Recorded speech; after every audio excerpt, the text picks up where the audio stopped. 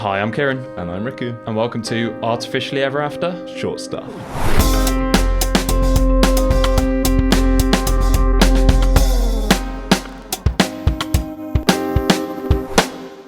So, Riku, what are we talking about today? So we're going to answer the question, is the AI bubble about to burst? And the reason why we've been doing this episode is because everyone's talking about AI-powered everything. Yeah. And it wouldn't surprise me if there's like an AI-powered toilet brush coming our way.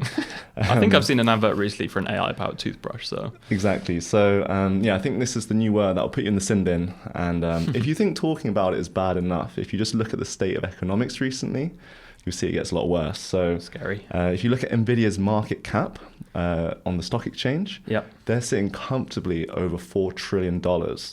And just for reference, that is completely dwarfing the market cap of the UK's entire stock market, which sits about $3.4 trillion.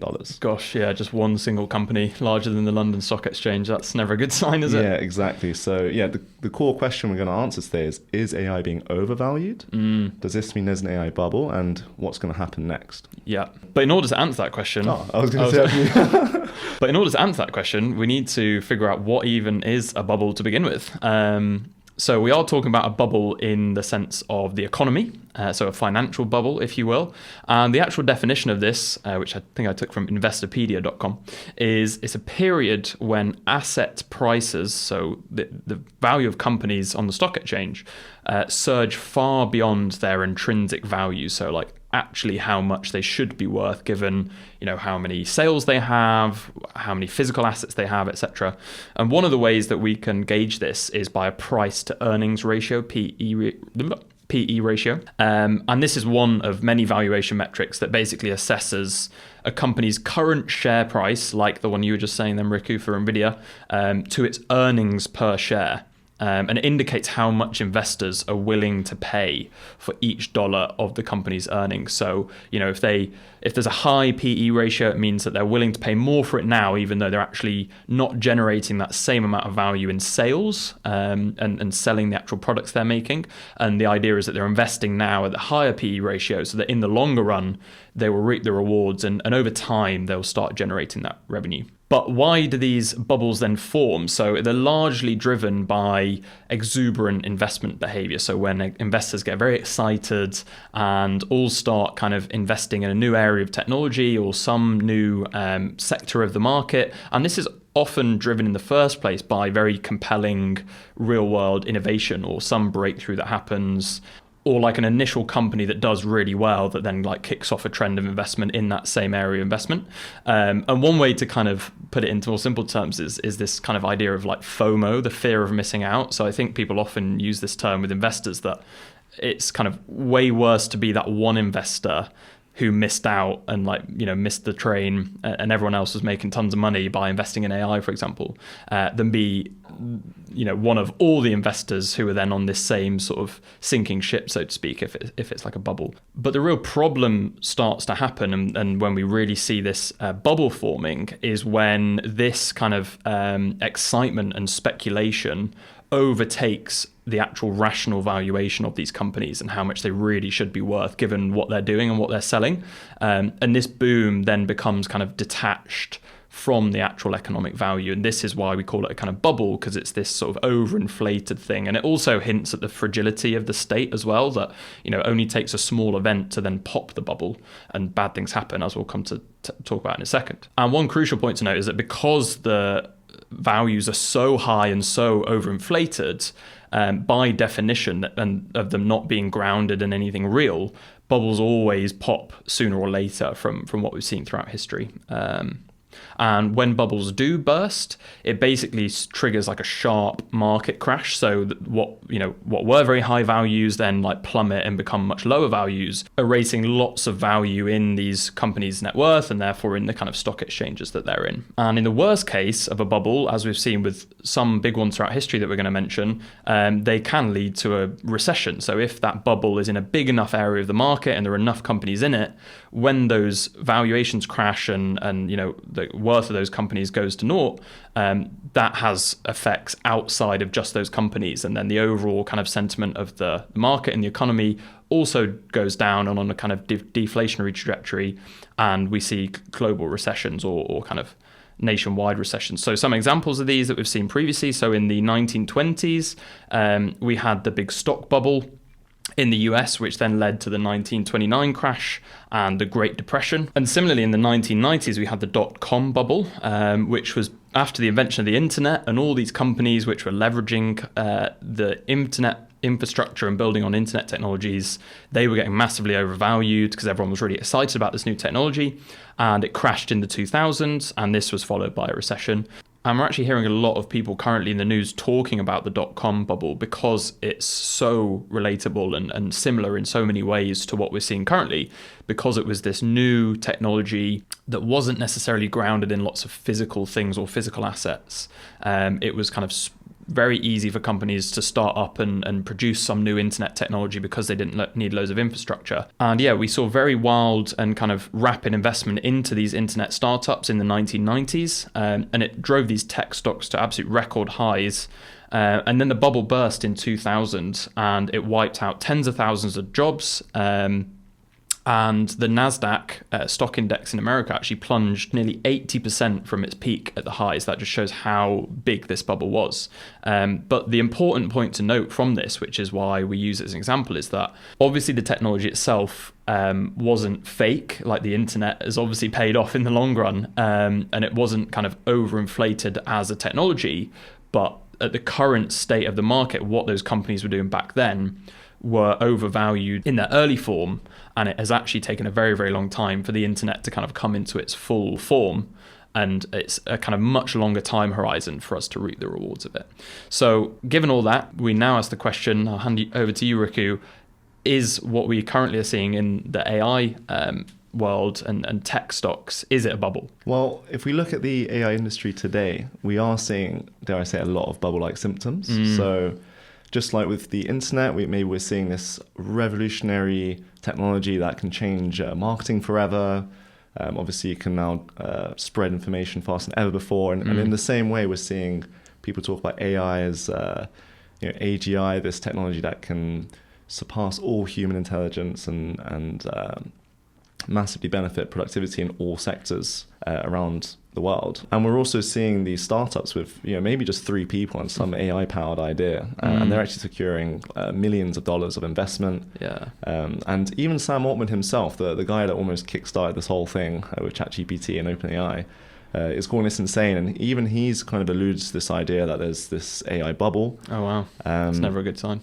It's not a good sign, and also quite concerningly as well, we saw a very similar thing with the dot-com bubble. The stock market gains are really concentrated in just a few specific AI-centric companies. So by mid-2025, we found that AI-related stocks accounted for 75% of the S&P 500 returns. Wow. And this was since ChatGPT's release in late 2022. So yeah, not a long period of time. Exactly, yeah. And just for comparison, in the dot-com bubble, we actually saw that 10 companies had about 27% of the market cap. Right. So more concentrated, yeah. Which, yeah, at that time was considered to be a crazy concentration. But what we're seeing now is that there's just 7 companies. So we're seeing Alphabet, so Google's parent company, Amazon, Apple, Meta, Microsoft, Nvidia, and Tesla.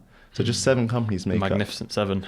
36% of the S&P 500's total value. So that's a record high for 50 years. A lot. And their stock prices have more than doubled in just the last 2 years. So massively correlates this generative AI boom from 2022. That's a lot. And another really interesting metric to figure out if you're in a bubble, economically speaking, is as Kieren mentioned, the PE ratio. And we see that Nvidia's PE ratio right now is between 28 and 29 times their current annual revenue. So that actually means that the value of Nvidia stocks is worth 28 times their current revenue. Wow. It's got a lot to make up. So yeah, if we're calling a bubble the difference between like the investment and the actual value, I think that's quite a strong indicator for a bubble. Yeah.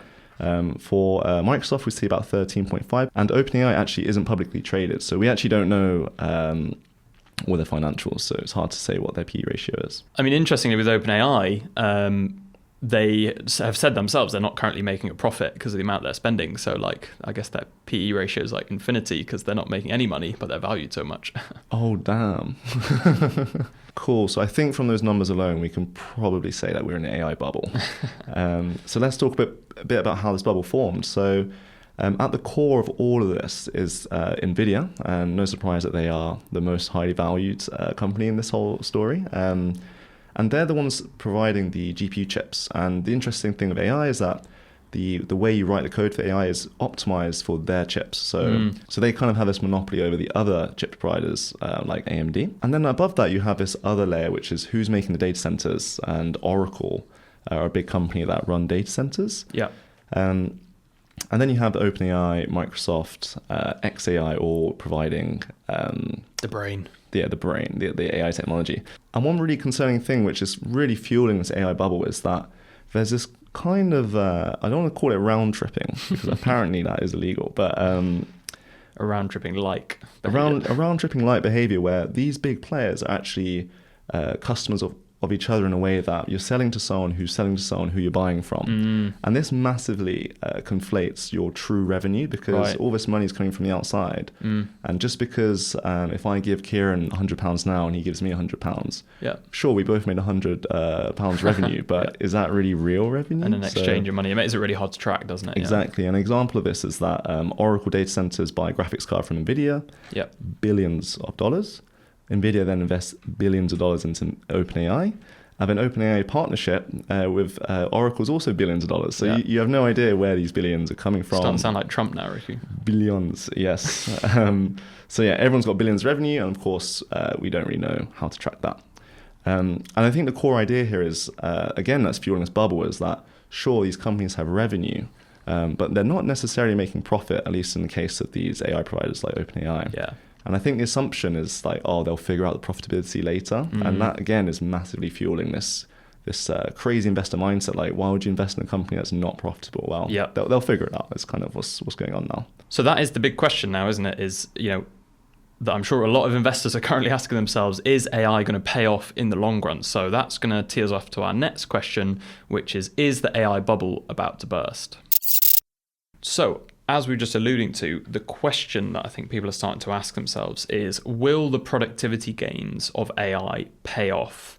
And will the companies start generating significant revenue in the coming years that are currently getting valued very high, but maybe not actually reaping the rewards? So Bain and Company, this one firm in America, actually calculates that US tech firms will need to generate at least $2 trillion of additional annual revenue by 2030 to justify current capital spending.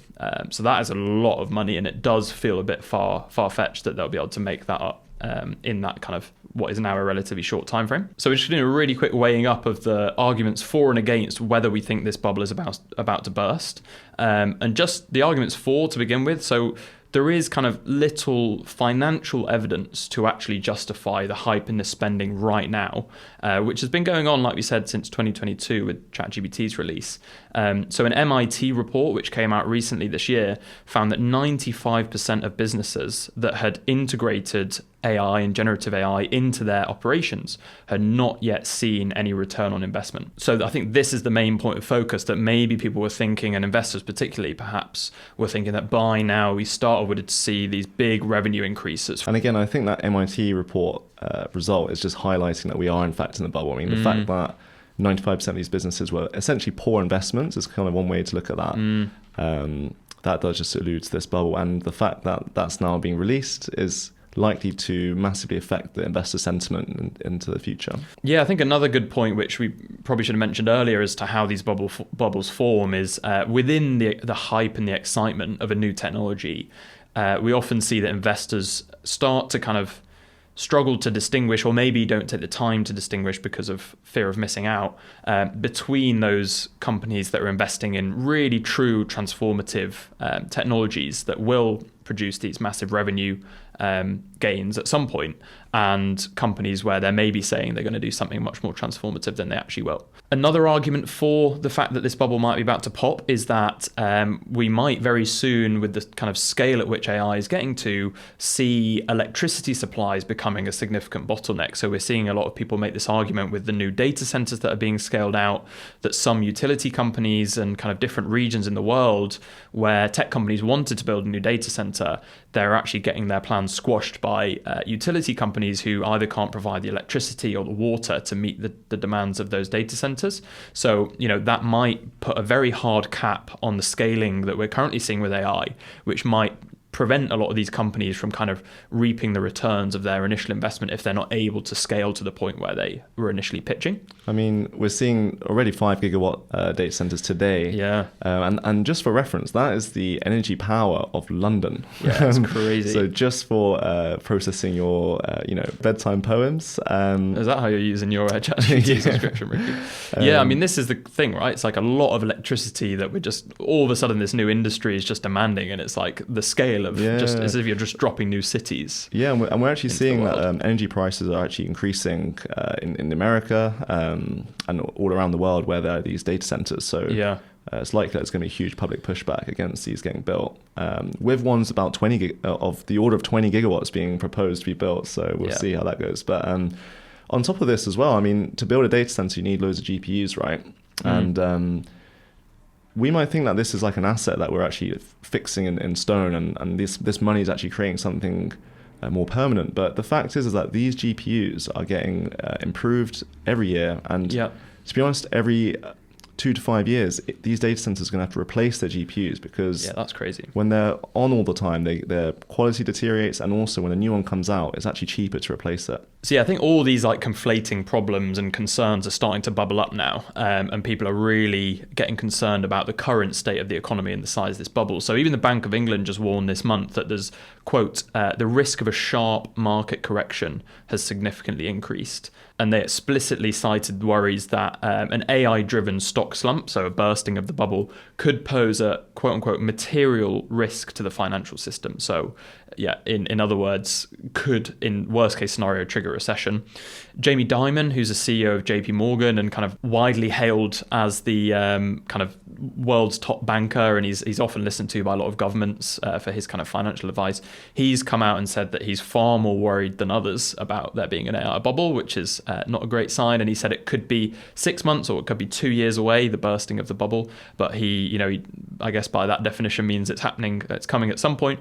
Jeff Bezos, CEO of Amazon, who lived through the dot-com bubble and came out with a successful company off the back of it, said that the current AI investment environment feels like a, quote, kind of institutional bubble. So that's just hinting at the scale and the size of it. Sam Altman, who you were just quoting earlier, Riku, he's also warned that people will overinvest and lose money in this kind of current phase of the AI boom. So from those perspectives, it's really not looking good. It almost looks inevitable that this bubble is about to pop. But we now just wanted to really quickly highlight some arguments against why it might burst, or maybe why it might not burst in the same way as the dot-com bubble. And it may perhaps, if it does burst, be a kind of softer bursting and less kind of impactful. I think the first thing to note as a core difference between this AI bubble and the dot-com bubble is that a lot of the leading companies in AI right now are making profit. So companies like Nvidia, Google, and Microsoft, they're making lots of profit. I mean, Nvidia's kind of unsurprising, but even if it's circular spending, like you're saying. Yeah, but Google and Microsoft, they actually have these huge companies outside of just developing and releasing these large language models, and they're actually reinvesting their profits to fund their AI technology. So this is a huge difference to the dot-com bubble, which was largely just a lot of innovation, and their money was just going to like marketing campaigns and things. Yeah, and some people are saying that AI is grounded in much stronger fundamentals. So it will, if it's going to burst anytime soon, it will burst in different ways to the dot-com bubble. So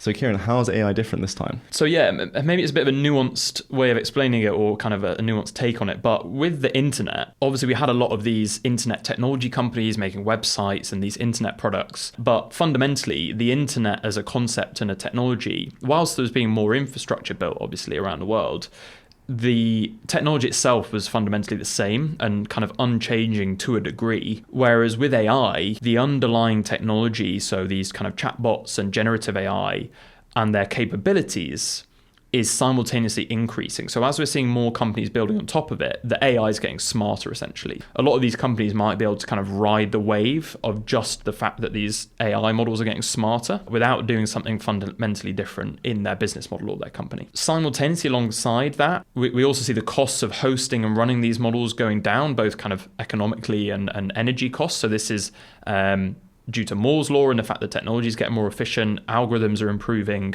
And this hints at what we've spoken about previously on this podcast as Javon's paradox. So even though the efficiency of these models goes up and it's way cheaper and uses less energy to run them, loads of people therefore flock to using AI models for all types of different applications, and therefore the net effect is actually an increase in the amount of resources put into that and the energy used. So that might sustain the bubble if more and more people flock to using generative AI because it's cheaper. And also, there's nothing currently that's hinting at any ceiling to like the capabilities and the potential of generative AI. So we may still see new algorithms which come out. We're currently still able to scale the models more, even though that's kind of happening a little bit less. Agentic AI is still very new, and we're giving AI more agency and more capabilities. So all of this might mean that there's a lot of untapped potential still with the current wave of AI. And just to kind of encapsulate this, so the CEO of AMD, that company Riku was just mentioning that manufactured chips alongside NVIDIA, Lisa Su, she basically said that a lot of the skeptics who are currently saying the bubble's about to pop are thinking too small. And she argues that AI's potential will spark decade-long super cycle of growth that will transform industries from finance to healthcare, all sectors which are currently using it.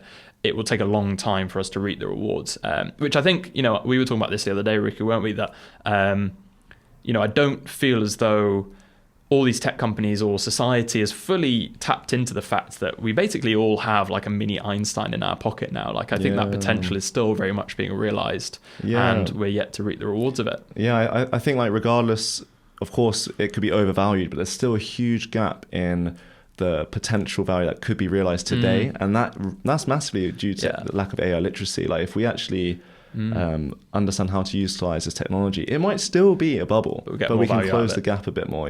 Big up AEA. yeah, self-plug there. And one last one is that we've got humanoid robots lurking right on the horizon. A lot of these companies are developing very advanced robots, which I think very soon are about to start entering the workplace. I know BMW who invested in one, I think it's Figure One, their humanoid robot. They're starting to put them in some factories, Amazon doing the same, Tesla. So, this is an application of AI. The current AI that's being built, we're currently building the brains.